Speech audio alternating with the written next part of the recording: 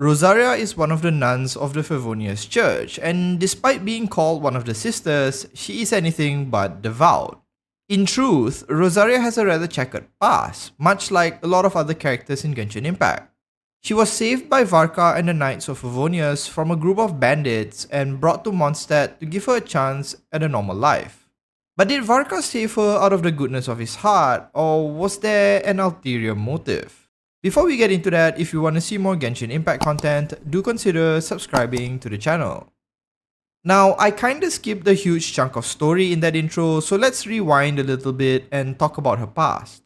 Rosaria grew up in a small mountain village, and on one rather frigid and unfortunate night, her village was attacked by a group of bandits. In addition to stealing and looting, the bandits were particularly bloodthirsty and murdered the entire village save for Rosaria. For one reason or another, one of the bandits took her along with them. So for a time, Rosaria was functionally a servant for this bandit troop. She served each of them, gathered food for them, and did the odd job or two on their behalf when money was running dry. They even taught her how to steal and even kill. Suffice to say, she was in a rather crappy situation. When she got slightly older, she decided she didn't want any more of this treatment and tried to escape. While managing to run away initially, one of the senior bandits tracked her down and brought her back. He told her that to run away makes you a traitor, and traitors can only earn their freedom through victory in combat. He then brandished his weapon and threw a dagger at her location, prompting her to supposedly win back her freedom. Obviously, this was going to be a one-sided battle, right? An experienced bandit versus what was essentially a young girl. Wanting no more of this though, Rosaria fought back. While most others expected the winner to clearly be the bandit, Rosaria came out of the fight the victor. Now what you might not know is that the senior bandit was in fact the very person who kidnapped her many years ago.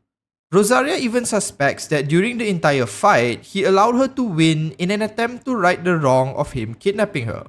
She thought he acted this way perhaps as a gesture of compassion for an adoptive daughter. By winning a fight in this way, Rosaria not only won her freedom, but was functionally now part of the bandit troop and no longer their servant, supposedly. Most of the other bandits actually didn't really believe this and initially was not accepting of her, thinking she must have cheated. What changed their mind, however, was the fact that right after the fight, she received a vision. In Rosaria's own words, she doesn't know why she got one. Perhaps it was due to a desire to survive, or maybe due to winning the fight. At the end of the day though, she was accepted into the troop nonetheless as a free person, as they assumed she must have been that much stronger, since she was now a vision wielder. Eventually, this bandit troop would meet their end at the hands of Varka and the Knights of Favonius. For the second time in her life, everyone around her was massacred save for herself. Varka thought that because Rosaria was still young, she could still have a chance at a normal life, and thus brought her back to Mondstadt. He sent her off to the Church of Favonius and told her with enough time she would eventually acclimate and would be free from the life of suffering she once had. He essentially offered her a chance at redemption through prayer and belief of their Archon. What Varka didn't anticipate was how much of a mismatch Rosaria would be with the practices of the church. She would often skip out on classes and neglect her duties as a clergywoman, and in times where she was forced to attend something, she would without a doubt be the first to leave. Rosaria kept this up for several years, and eventually she was questioned on whether she had any intentions of even working at the church at all. Rosaria just responded that she had found other work and it wasn't really necessary. Now, if you're familiar with some of her lore, this other work she mentioned was actually Rosaria acting as Mondstadt's silent protector. Rosaria would at night often investigate and ensure that anyone suspicious isn't a threat to Mondstadt, and in extreme circumstances, even eliminate them. Despite most other nuns questioning her place in the church, Rosaria went on to be a full-fledged sister, really without much issues. This implies that perhaps the church itself, at least at the higher levels, knew of her new role and job. So from then on, Rosaria would continue to be the one who operates under the cover of night, weeding out the rather unpleasant parts of Mondstadt to ensure the safety of its people. The biggest question of all of this is who really tasked Rosaria with this role in the first place, considering the irony of assigning her such a job given her blood-filled background. It's not explicitly stated in law who she directly reports to, so it might seem like it's the church itself doing all of this. However, the church is managed ultimately by the Knights of Favonius, so there is a broad spectrum of likely candidates because of this. The first candidate, as I mentioned, would likely be the church, as she does fall under the umbrella of their purview.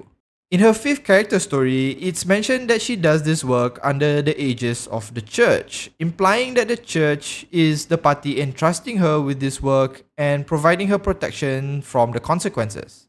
Having been instantly allowed to be a sister of the church, despite failing to function as one, also indicates some strings were likely pulled to give her some leeway. Alternatively, considering that the church is managed by the Knights and ultimately Varka, perhaps the instruction came from them. Regardless of who put her in this position, now we get into the topic of the video. If someone really did have her act as a silent guardian, even going as far as having her kill people if necessary, was all of this planned well in advance? Did Mondstadt knowingly take Rosaria in just to have her eventually assume this role? The implications of this would be rather sad, considering where Rosaria came from. Did Varka actually know what Rosaria was capable of, and did he allow her to live merely because he needed someone to take on this role to ensure the safety of Mondstadt? Recall that when they found her, she wasn't a prisoner of the bandits and was considered one of them, having killed the senior bandit and earning her place. Perhaps Varka noticed her vision and considered how valuable she could be by serving Mondstadt.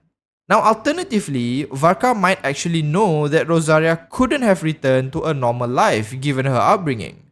Perhaps he wanted to give her an opportunity at a normal life with the church first, but after seeing that she wasn't suited for it, gave her a purpose using the skills she already has. He might have done this to slowly integrate her into society and perhaps provide her a sense of belonging and purpose to Mondstadt. Putting aside Varka's true intention, Rosaria herself feels this is something she needs to do. Rosaria's personal feelings are that she owes Mondstadt a debt. Most in Mondstadt have actually treated her with a lot of kindness and compassion, something likely very foreign to her. Because of this, she feels that they are often naive and genuinely wishes to look after them to pay back their kindness, even if it means dipping her hands into some rather unsavory activities.